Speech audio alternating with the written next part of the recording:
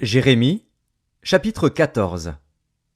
La parole qui fut adressée à Jérémie par l'Éternel à l'occasion de la sécheresse. Juda est dans le deuil. Ses villes sont désolées, tristes, abattues, et les cris de Jérusalem s'élèvent.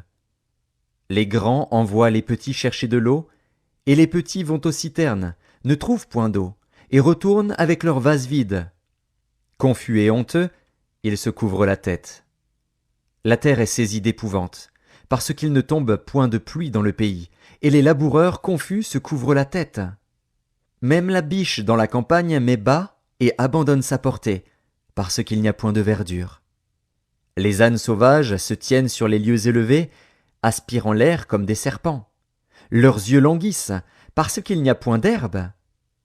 Si nos iniquités témoignent contre nous, agis à cause de ton nom, ô Éternel. Car nos infidélités sont nombreuses, nous avons péché contre toi.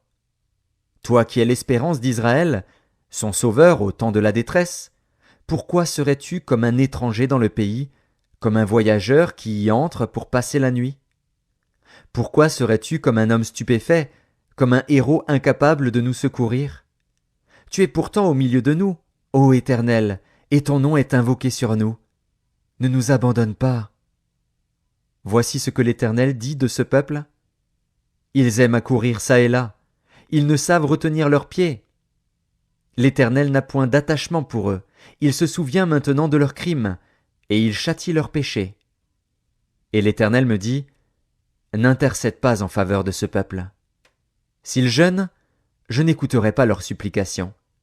S'ils offrent des holocaustes et des offrandes, je ne les agréerai pas, car je veux les détruire par l'épée, par la famine et par la peste. Je répondis, Ah, Seigneur Éternel, voici, les prophètes leur disent, vous ne verrez point d'épée, vous n'aurez point de famine. Mais je vous donnerai dans ce lieu une paix assurée. Et l'Éternel me dit, c'est le mensonge que prophétisent en mon nom les prophètes. Je ne les ai point envoyés, je ne leur ai point donné d'ordre, je ne leur ai point parlé. Ce sont des visions mensongères, de vaines prédications, des tromperies de leur cœur qu'ils vous prophétisent.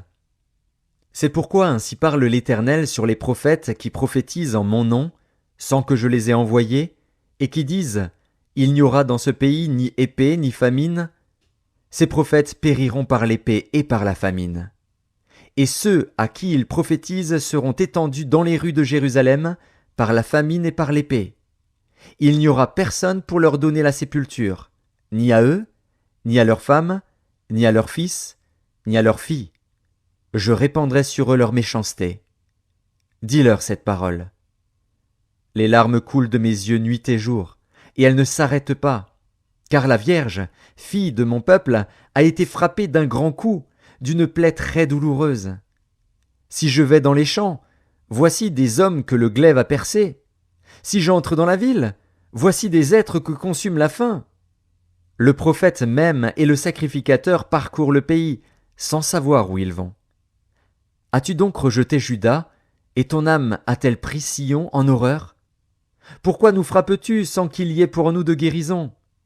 Nous espérions la paix, et il n'arrive rien d'heureux. Un temps de guérison, et voici la terreur. Éternel, nous reconnaissons notre méchanceté, l'iniquité de nos pères, car nous avons péché contre toi. À cause de ton nom, ne méprise pas, ne déshonore pas le trône de ta gloire. N'oublie pas, ne romps pas ton alliance avec nous. Parmi les idoles des nations, en est-il qui fassent pleuvoir? Où est-ce le ciel qui donne la pluie?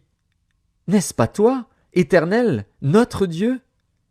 Nous espérons en toi, car c'est toi qui as fait toutes ces choses.